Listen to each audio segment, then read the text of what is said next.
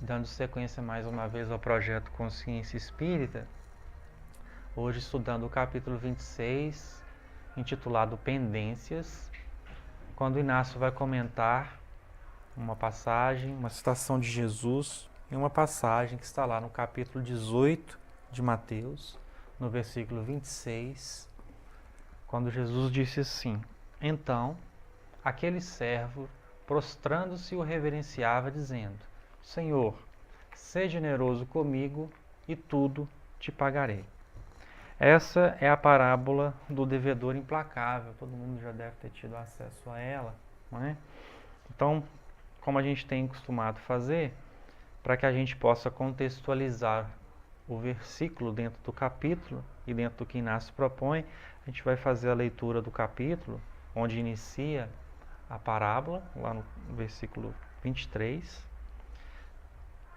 que Mateus anotou assim: Por isso o reino dos céus é semelhante a um homem rei que quis ajustar contas com os seus servos. Ao começar a ajustar as contas, foi trazido a ele um devedor de 10.000 talentos. Não tendo ele com que pagar, o Senhor ordenou que fossem vendidos ele, a mulher, as crianças e tudo quanto tinha para que fosse pago. Então, prosternando-se, o servo reverenciava, dizendo: Sê longânime para comigo e tudo te pagarei. O senhor daquele servo, compadecendo-se, libertou-o e perdoou-lhe a dívida. Saindo, porém, aquele servo encontrou um dos seus conservos que lhe devia 100 denários, e agarrando-o, o estrangulava, dizendo: Paga, se algo me deves. Assim, prosternando-se, o seu conservo rogava-lhe, dizendo: Sê longânime para comigo e te pagarei. Ele, porém, não queria, mas saiu e lançou-o na prisão até que pagasse o que estava devendo. Vendo, pois, os seus conservos o que acontecera, entristeceram-se muito e vieram relatar ao seu senhor tudo o que acontecera. Então o seu senhor, convocando-o, lhe disse: Servo mau, perdoei-te toda aquela dívida quando me rogaste. Não devias tu igualmente ter misericórdia do teu conservo, como eu também tive misericórdia de ti? E, irando-se, o seu senhor o entregou aos carcereiros, até que pagasse tudo o que estava devendo. Assim vos fará meu Pai, que está no céu, se não perdoardes de coração cada um ao seu irmão. Então, bastante rica a passagem, a parábola. Então, a gente sempre entende, procura entender pelo menos, a parábola como uma linguagem simbólica que Jesus utilizava para que ela pudesse alcançar o maior número possível de corações. Então, a parábola, ela tem a finalidade de alcançar um número grande de indivíduos falando uma linguagem que todos possam compreender. Então, funciona mais ou menos assim. Se a gente tiver um cientista, um médico e uma criança, e se nós formos falar algo para eles, conversar, se houver um diálogo, se a gente falar a linguagem do médico, só o médico vai entender. Se a gente falar a linguagem do... O que eu falei mesmo? Até esqueci. Médico. Do cientista. Deixa, tudo bem. Do cientista, só o cientista vai entender, não é? Se a gente falar a linguagem da criança, os três vão entender, não é? Então a parábola, ela tem essa colocação, porque através de um ensinamento simbólico que é bastante singelo, pode alcançar um número grande de corações. E ela permite também com que a gente possa buscar vários significados, principalmente de cunho espiritual, não é? Alargando a compreensão a respeito de determinado motivo pelo qual a parábola foi elaborada. Nessa mensagem, Inácio vai falar mais intimamente a cada um de nós para a necessidade de que nós compreendamos a misericórdia de Deus, o nosso Criador, que nos destinou a essa experiência na Terra com a finalidade de que nós nos redimíssemos perante a nossa própria consciência das pendências que contraímos com a lei divina. E aí, consciência espírita, nesse momento, vai pedir a nós que façamos uma reflexão íntima e, acima de tudo, que nós elevemos a compreensão que nós temos a respeito da lei, da visão que nós temos a respeito da lei divina. Porque muitas vezes, quando nós nos vemos em equívocos, nós nos sentimos culpados, nós estamos em conflitos íntimos, acreditando que estamos ferindo um princípio, não é? E que esse princípio foi violado por nós e que através dessa violação o sofrimento virá como uma punição em decorrência dessa gravidade, dessa falta cometida. E aí a gente entende como agindo contra um código que nos rege a existência, mas ainda um código que é incompassivo, que tem a finalidade de punir e não de educar, de redirecionar e etc. Então, quando a gente pega mais uma vez a ideia que Kardec trouxe em O Livro dos Espíritos, quando perguntou aos espíritos onde é que estava escrita a lei divina, e que os espíritos responderam na consciência de cada criatura, a gente vai entender que todas as vezes que nós ferimos a lei, nós estamos ferindo em primeiro lugar a nós mesmos. Nós estamos infringindo determinados mandamentos que foram elaborados com o propósito de fazer com que nós nos elevássemos espiritualmente através do cumprimento desse regimento. Não é algo que foi elaborado para punir seres imperfeitos, né? Como nós, que ainda caminhamos com bastante dificuldade no que diz respeito à via do bem, ainda nos equivocando bastante das nossas decisões equivocadas, mas como algo que vai nos levar a um caminho da autoiluminação. Então, o melhor que nós podemos fazer para nós mesmos é estarmos quites à lei divina, porque a gente não está fazendo favor para ninguém, né? Nós estamos buscando o caminho do autoequilíbrio, porque quando nós não respeitamos a lei, nós automaticamente seremos culpados, julgados, condenados pela nossa própria consciência. É ela que nos cobra. Como Inácio diz na obra Consciência Espírita, a lei divina é a emissária que vem nos chamar a atenção, examinando a fundo o que é que nós temos feito dos recursos que Deus nos disponibiliza. O que nós temos feito desses recursos que são doados a nós através de uma confiança depositada em nossas mãos pelo Criador e o que temos feito desses recursos. Então, entendendo que muitas vezes estamos em provas através de um processo reencarnatório, outras vezes precisamos da expiação, do processo expiatório, que o processo expiatório, como Emmanuel nos relata, só vem para os espíritos altamente endurecidos. Então, entendendo que a prova ela é sempre necessária ao espírito que ainda não se purificou, o espírito que ainda carrega imperfeições na sua intimidade. A expiação, em contrapartida, ela é voluntária. A expiação só vem quando o espírito recalcitrante no erro não se emenda diante as provas que ele enfrenta.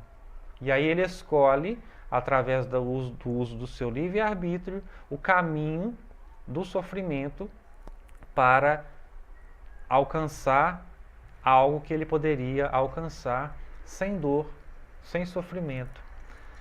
Então a prova ela é sempre necessária, mas muitas vezes estamos aqui na Terra em pendências espirituais, trazendo na nossa própria consciência as consequências dos equívocos que nós cometemos em existências e em experiências passadas.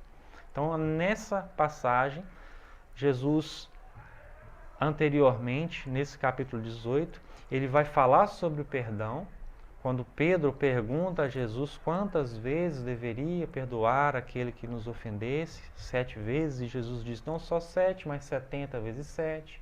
Então Jesus vem discorrendo sobre a necessidade do exercício do perdão em relação a nós, criaturas, que devemos ter comiseração com as dificuldades alheias, uns com os outros, porque ora somos perdoados, ora temos a necessidade de promover perdão em relação aos que nos ofendem, aos que nos prejudicam de alguma forma. Mas nesse capítulo, nessa parte, a partir do versículo 25, Jesus vai falar mais diretamente para nós a respeito da bondade de Deus em relação às suas criaturas.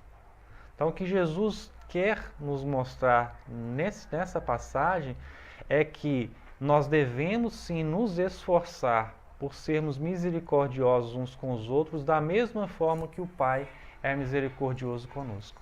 Então, quando ele usa a imagem simbólica de um rei, não é? E que havia um servo que devia uma quantidade muito grande para esse rei, e que quando esse rei vai prestar contas com o servo que não tem como pagar, né, ele vai tomar a casa, a mulher e os filhos como pagamento, porque era uma atitude comum naquela época, né, de acordo com a cultura. As pessoas, quando deviam, não tinham como pagar, pegavam uma casa do seu devedor, pegavam a família, né, muitos eram vendidos como escravos para quitar dívidas e etc. Então Jesus está utilizando uma linguagem simbólica, mas que fala profundamente à criatura que vivenciava aquelas experiências.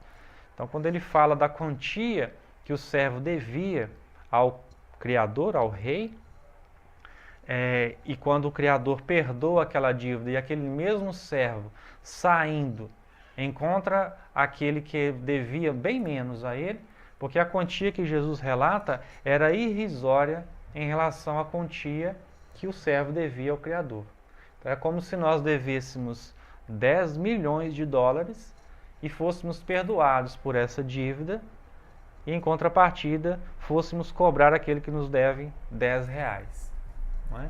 Então Jesus faz questão de colocar a disparidade entre os valores, dizendo que maior é a comiseração e a misericórdia de Deus em relação às criaturas, dizendo, não importa as pendências espirituais que nós trazemos, sempre haverá oportunidade de reparação do equívoco cometido. Essa é a síntese do ensinamento de Jesus nesse momento. Então, quando Inácio vai dizer que nós estamos aqui ainda em condições expiatórias, trazendo débitos da nossa consciência, que são essas pendências espirituais que carregamos, e dentro da necessidade de encontrar um equilíbrio na vida, para encontrar recursos para quitarmos com as dívidas que trazemos com a nossa própria consciência, ele vem nos alertar a respeito de como nós devemos proceder para que nós possamos voltar renovados ao plano espiritual após essa existência, não é? Bom, se o controle funcionar, a gente passa de slide, mas está um pouco complicado. E aí Inácio vai iniciar a mensagem dizendo assim, olha, no capítulo 18 do Evangelho de Mateus, verificamos a parábola do servo endividado que, ao prostrar-se, reconhecendo-se necessitado de indulgência, implorou a misericórdia de seu senhor, pedindo oportunidade para quitar sua dívida. Então, aquele servo, prostrando-se, o reverenciava, dizendo, Senhor, seja generoso comigo e tudo te pagarei.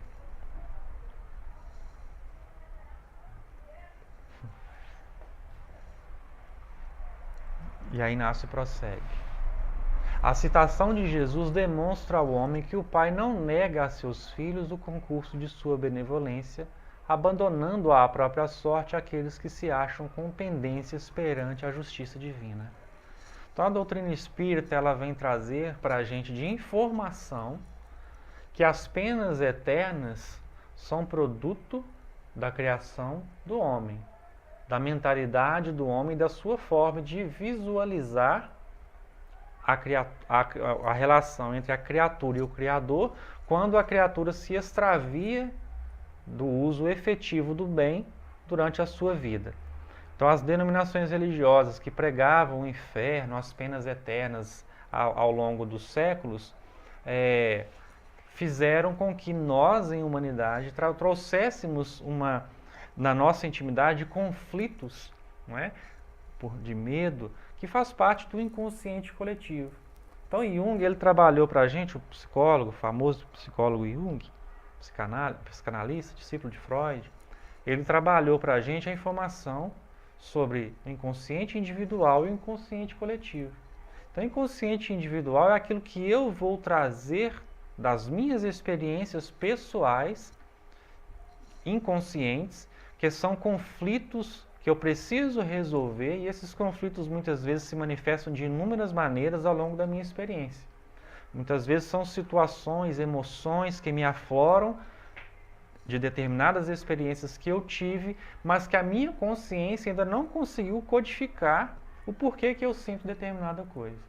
Então, de repente, me bate uma tristeza, de repente eu vejo a chuva, quando a temperatura cai em dias chuvosos, eu já fico melancólico, mas eu não tenho uma explicação, não sei por que eu sinto aquilo, é algo que brota de dentro de mim, mas ainda não chegou à consciência do porquê daquela experiência.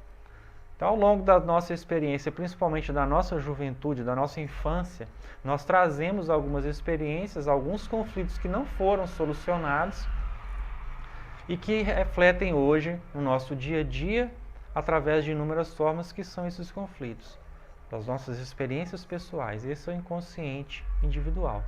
Mas também trazemos o inconsciente coletivo, aquilo que como humanidade nós carregamos, não é, de conflitos devido àquilo que era verdade universal, e a gente vai colocar essa universal entre aspas, entendendo que há séculos atrás o homem, a humanidade, acreditava que a Terra era o centro do universo, não é? Então, acreditando que a Terra era o centro do universo, o que era verdade na Terra seria uma verdade universal. Então, acreditando que existia a pena irrevogável, as penas eternas, o eterno inferno do fogo devorador, nós vivenciamos experiências aterrorizantes em relação aos ensinamentos que nos eram passados como humanidade, através das experiências que tivemos em outras denominações religiosas, em outras eras. Mas a gente ainda traz isso como dificuldade de compreensão, de conscientização na existência atual, mesmo sendo espíritas. Então, hoje, a doutrina espírita já nos deu a informação de que não existem penas eternas e de que há sempre a possibilidade da reparação do equívoco da criatura através do processo da pluralidade das existências, das reencarnações sucessivas. Mas nós ainda vivenciamos as nossas experiências na Terra como se estivéssemos cumprindo uma pena infernal. O Inácio vai falar isso em algumas das suas mensagens. Não acreditamos mais no inferno, mas muitas vezes encaramos a existência como sendo uma prisão infernal que faria inveja a qualquer inferno, não é? Porque nós ainda não entendemos a existência e as experiências, por mais dolorosas que elas sejam nessa experiência, na reencarnação ou na encarnação atual, uma oportunidade de refazimento, uma oportunidade de crescimento espiritual. Quando nos vemos em provas e ou expiações, muitas vezes nos achamos punidos pelo Criador, nos reconhecendo carentes de uma misericórdia que não nos alcança, nos acreditando injustiçados, né, como algo que acontece que deveria acontecer de uma outra forma, como se nós merecêssemos, fôssemos credores de uma situação que a vida não nos possibilita vivenciar. Então, eu tenho uma experiência, eu vivo em determinada cidade, eu queria viver em outra, eu tenho um emprego, eu queria ter outro emprego, eu tenho uma casa assim, mas eu queria ter a casa assado, não é? Eu tenho uma dificuldade financeira e queria ter uma vida financeira diferente. Eu nasci numa família, minha família é muito complicada, eu acho que eu sou um passarinho em ninho alheio, eu acredito que eu deveria ter nascido em uma outra família, não é? Estar em uma outra circunstância, que as experiências do dia a dia, elas não são justas comigo, principalmente hoje, que eu já me esforço em promover a minha autotransformação, que eu sou uma pessoa que se preocupa em fazer o bem, que eu sou uma pessoa que já calcula as suas atitudes e os seus pensamentos, evitando o mau pensamento, a agressão a outras pessoas ou o prejuízo a outra pessoa ou a outras circunstâncias, eu me acredito credor ante as situações que eu vivo. Então, no fundo, eu vivo a minha experiência contando os segundos para que essa vida de dor e de sofrimento acabe logo. Para que eu vá para o plano espiritual e que lá eu encontre situações mais condizentes com aquelas que eu acredito ser merecedor. Infelizmente, essa ainda é uma ideia que faz parte do círculo de ideias de espíritos imperfeitos, imaturos, que não compreendem na prática o sofrimento e a dificuldade, quando ela nos alcança, como oportunidade de refazimento e de quitação perante a nossa própria consciência. Então, o que Inácio vai descrever na mensagem é mais ou menos assim. Antes de nós reencarnarmos, nós estávamos em condições análogas ao servo devedor. Porque quando fomos chamados a dar conta de nós mesmos a Deus através da nossa própria consciência, assim como afirma Paulo de Tarso, lá na carta aos Romanos, no capítulo 14, a gente se viu em processo de sofrimento infernal. Porque imaginemos o que é estar diante de uma situação hoje, na Terra, encarnados, e uma situação que nos lembra algo, uma circunstância vivenciada que nos causou profunda dor, profunda tristeza. E que quando nós lembramos dessa situação, vem à nossa mente, vem à tona nas nossas emoções, o nosso corpo físico, aquelas mesmas sensações. Se é uma raiva, se é uma tristeza, se é um desespero, se é uma angústia, se é uma dor muito grande, todas as vezes que lembramos daquela situação, é como se nós vivenciássemos aquela situação inúmeras e repetidas vezes. Lembra alguém aqui? Alguém já passou por alguma circunstância assim? Alguma experiência relacionada a essa situação? Ou fui só eu? Só eu, né? Então a gente vai imaginar assim, olha, imaginemos nós no plano espiritual, lembrando, pensando e vindo à tona a nós como espíritos, onde não existe mais a carne para obnubilar as nossas sensações, as nossas experiências como espíritos são sempre mais intensas. Então imaginemos que se sofremos aqui encarnados determinadas circunstâncias, em espírito esse sofrimento é multiplicado por um patamar que a gente não consegue nem definir. É muito mais intenso. Então quando a gente carrega dores, situações a serem resolvidas, e quando nós estamos no plano espiritual diante desses conflitos, Inácio usa a linguagem dizendo assim, uma simbologia, dizendo assim, o nosso cérebro efervescia, fervilhava de tanto conflito. Porque a gente estava diante do que nós fizemos e que não deveríamos ter feito constantemente em contato com aquilo. Sabe quando nós estamos encarnados e quando nós estamos passando por um processo muito doloroso, muito difícil, e a gente consegue dormir? E a gente apaga por determinado momento e aquele sono, de certa forma, nos refaz, porque ele nos afasta um pouco da nossa realidade, mas quando a gente acorda, a gente começa a relembrar de tudo e começa a reviver aquela situação que não mudou com o sono. É mais ou menos assim. Só que no plano espiritual a gente não dorme. Não é? Como espírito, nós estamos despertos o tempo todo. Então, as sensações são muito mais intensas. Então, pedimos e rogamos a Deus a misericórdia que nos concedesse uma nova existência, para que nós esquecêssemos por ora o que tanto nos atormentava e para que nós nos recuperássemos a ponto de conseguirmos continuar a caminhada de onde nós paramos na existência precedente. E aí Deus nos fornece a oportunidade da reencarnação. E no processo de reencarnação, embora ele seja doloroso para o espírito que necessita da prova e da expiação, necessita de experiências na Terra, num planeta como a Terra, esse processo que começa lá com a concepção, onde é feita a ligação entre o espírito e a mãe, não é?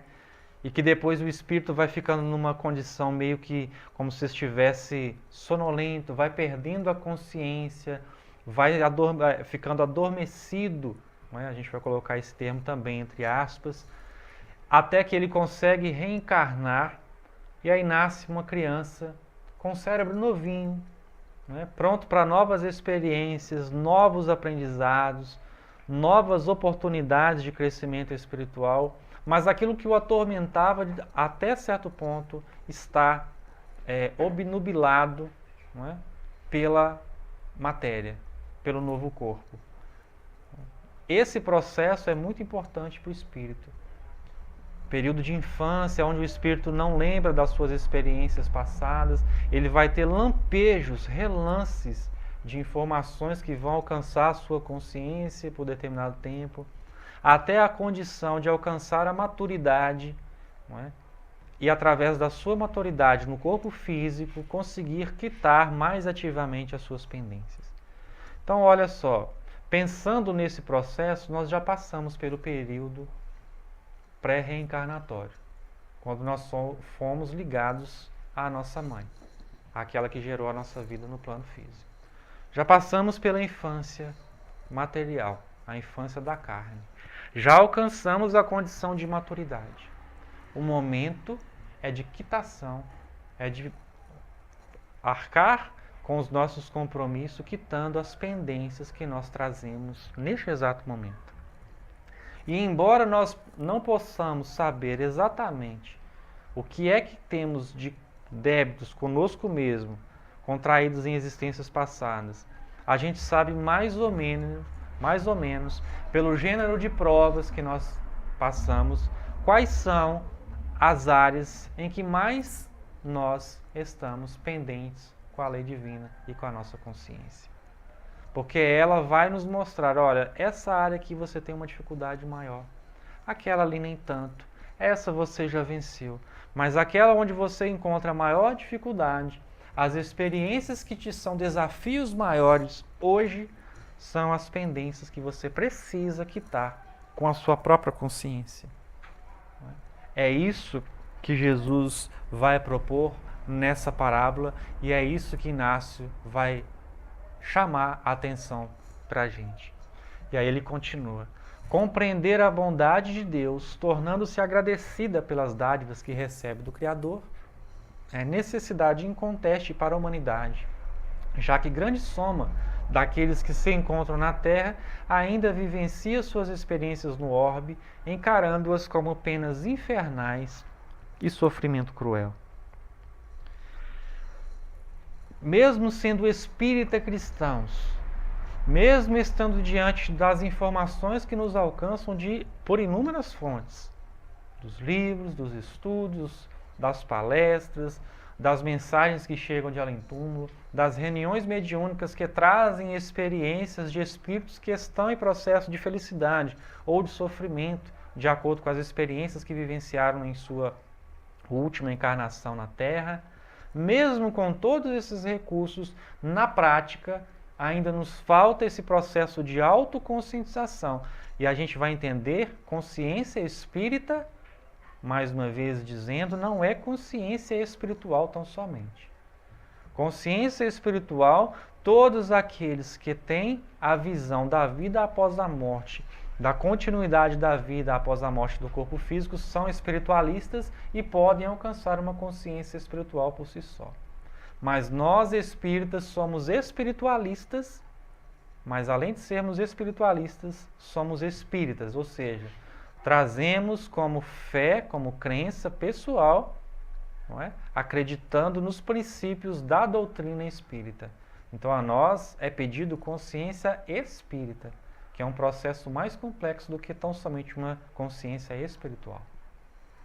Então a gente entender a existência na prática, mesmo sabendo que tudo que alcança o nosso intelecto, através da informação que nos alcança, é recurso para que a gente cresça espiritualmente, nós ainda temos bastante dificuldade de encarar na prática a vida como essa grande bênção, como essa grande dádiva. Não é? Quando a gente está na casa espírita é muito fácil. A gente prepara um estudo, né? A gente vem cá e fala de Jesus, a gente fala da espiritualidade, a gente relata o que leu nos livros como se aquilo fosse nosso, não é? Como se pertencessem a nós aqueles ensinamentos. Mas lá fora, que é onde nós somos chamados a dar testemunho, aí já fica um pouco mais complicado. Quando a gente levanta de manhã, com aquele soninho gostoso, a fim de ficar na cama até mais tarde, sabendo que tem que trabalhar. Não é? Quando a gente sai de casa e pega um trânsito terrível, todo mundo te fechando, o carro te xingando, quase te atropelando. Não é?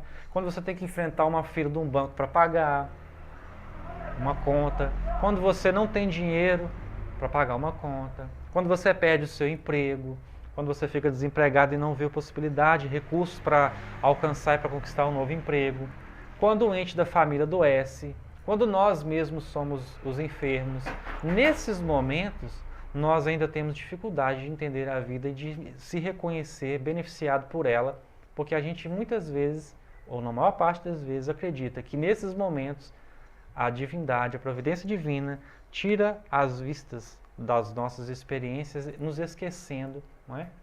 Esquecendo do que estamos passando. E temos tido o hábito de fazer preces e inúmeras preces para que Deus nos tire do caminho as provas. Oh, meu Deus, me ajuda a resolver essa prova. Tire isso do meu caminho.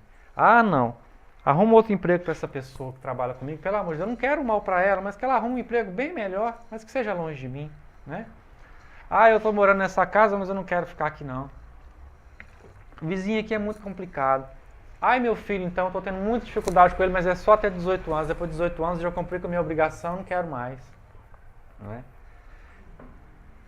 E a gente, com isso, a gente perde a oportunidade de tomar essa consciência do que somos, do que precisamos transformar através dessa situação, dessas situações, nesse processo de consciência que é o que nos é pedido nesse exato momento. Então, lembrando que Jesus, em conversa íntima com Deus, lá no horto, momentos antes de ser crucificado, ele rogou a Deus, entregando os seus discípulos a ele, sabendo que Jesus iria ser crucificado e não mais estaria entre eles encarnado na terra, ele entrega os discípulos à confiança do Criador, dizendo assim: olha, Pai, não vos peço que os tirais do mundo, mas que os livrais do mal. Então tem uma grande diferença em a gente estar no mundo, a gente estar diante de dificuldades, rogar a Deus que nos tire as provas e que roguemos a Deus que Ele nos livre do mal. Tem uma grande diferença.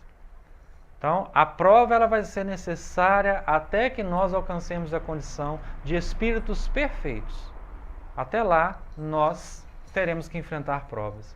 Então, o que devemos pedir a Deus através da súplica do nosso coração é que nós nos livremos do mal, que nós não nos encaminhemos em situações que não sejam necessárias para o nosso crescimento espiritual, mas que a prova, uma vez que ela chegue, que nós saibamos utilizar dela como um mecanismo, como ferramenta de progressão espiritual.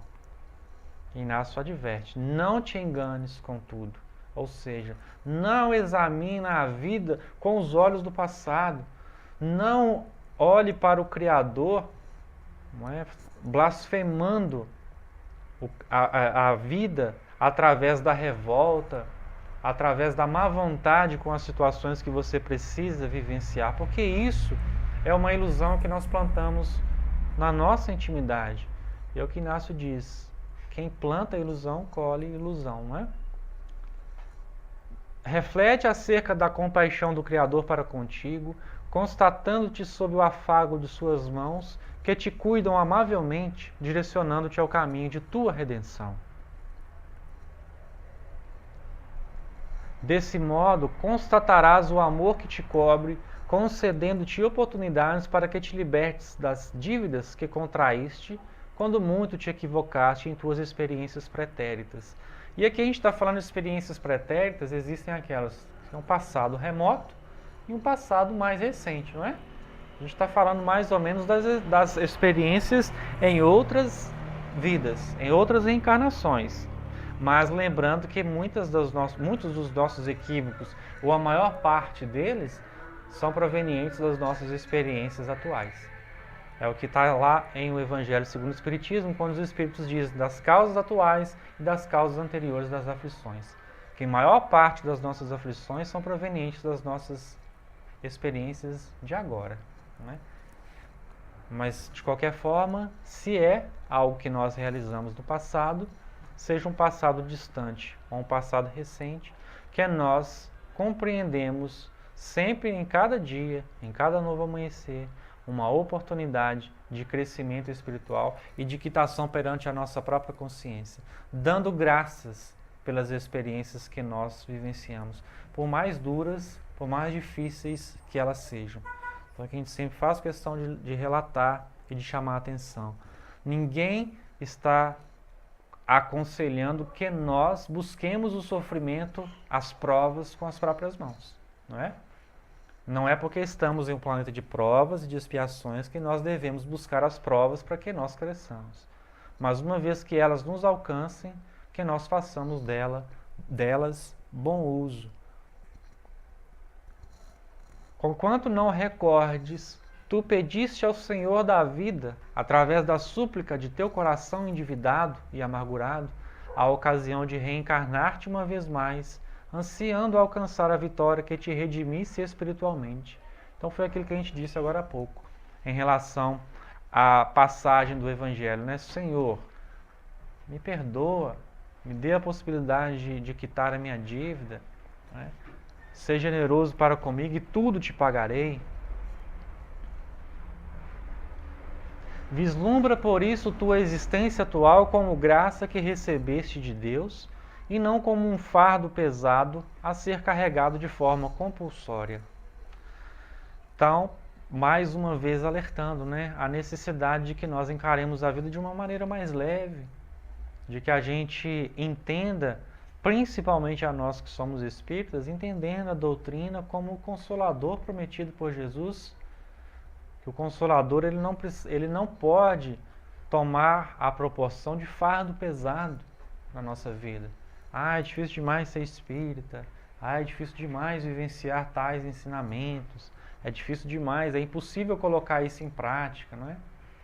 Então o que Jesus está pedindo nesse momento para cada um de nós é que a gente realize o que está ao nosso alcance, na nossa condição de realização. E aí como é que eu vou falar para cada um de vocês o que cada um de vocês pode realizar e que não tem realizado? Não tem como, não é? É um processo de autoconscientização, de busca íntima. Porque mal eu estou dando conta de saber de mim, não é? De tentar encontrar em mim a solução para os meus conflitos, a minha renovação espiritual, encontrar nas experiências que eu vivencio as ferramentas que me relevem, que me façam retornar melhor dessa experiência. Olha o que Inácio diz: entende que imensa é a fila dos que aguardam, ansiosos, a ocasião bendita de retornarem ao plano material, onde te encontras neste exato momento, e dessa forma conscientizar-te-ás do imperativo que te convoca a louvar as lutas que te elevam em espírito e em verdade. Então, quando a gente estava dizendo sobre o processo de transição planetária, e que somente aqueles que estiverem imbuídos do bem, aqueles que tiverem merecimento de estar reencarnando na Terra, que poderão retornar em existências futuras. Então a fila está cada vez mais difícil de alcançar uma vaga para que a gente entre na fila, não é? Então imaginemos agora espíritos, e aí falando mais para aqueles que estão aqui desencarnados e que sabem na prática, nesse exato momento, do que estão passando. Muitos estão aguardando experiências futuras, mas que as suas experiências futuras estão atreladas com as dívidas conscienciais que carregam consigo. Necessidade de refazimento. E só que esses espíritos têm vínculos com espíritos que estão encarnados, com espíritos que estão desencarnados, com espíritos que não querem reencarnar, com espíritos que foram levados para outras esferas. E aí como é que fica? Imagina você, diante da situação que você já reconhece a necessidade de reparação do seu equívoco, mas que precisa esperar até sabe-se lá Deus quando, a oportunidade de reparação. Então é mais ou menos assim. Quando Jesus disse assim, olha, reconcilia-te com teu adversário enquanto estás a caminho com ele. Porque enquanto está a caminho, está lado a lado. Está mais fácil. Depois que um ou outro for para determinada circunstância e que a sua necessidade de reparação estiver ligada diretamente a este espírito, fica um pouco mais complicado, não é? Porque cada um está num processo individual, mas esse processo individual, ele é codependente, ele tem uma relação interpessoal com outros que estão vivenciando experiências análogas às nossas.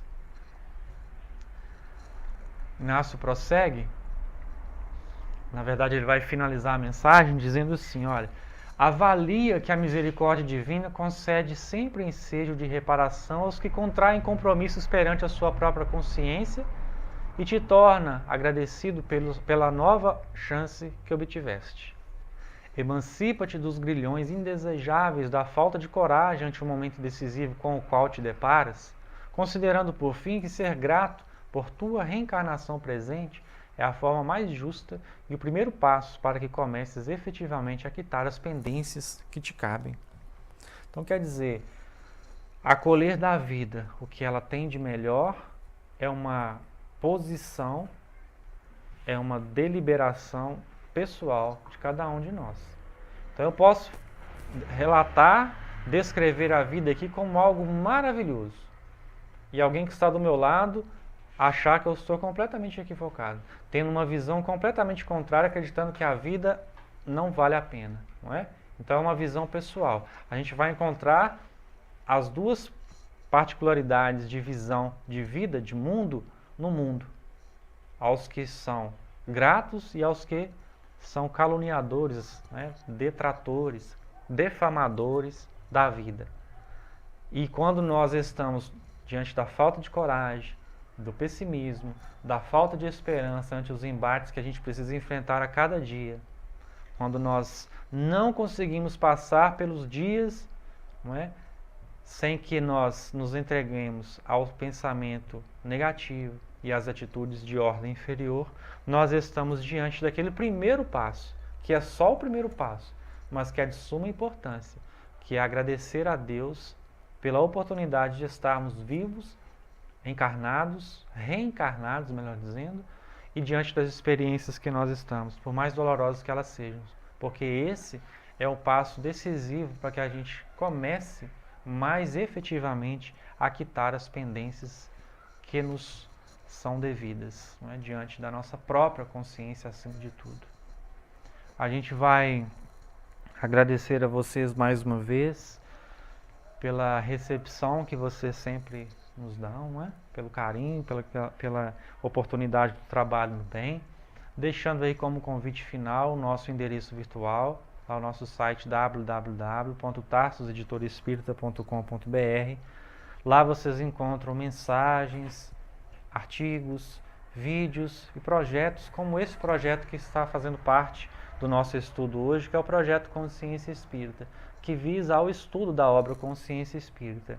Então estudamos hoje o capítulo 26, então se vocês quiserem ter acesso às primeiras 25 mensagens estudadas, basta acessar lá o nosso espaço que vocês vão ter acesso a esses estudos.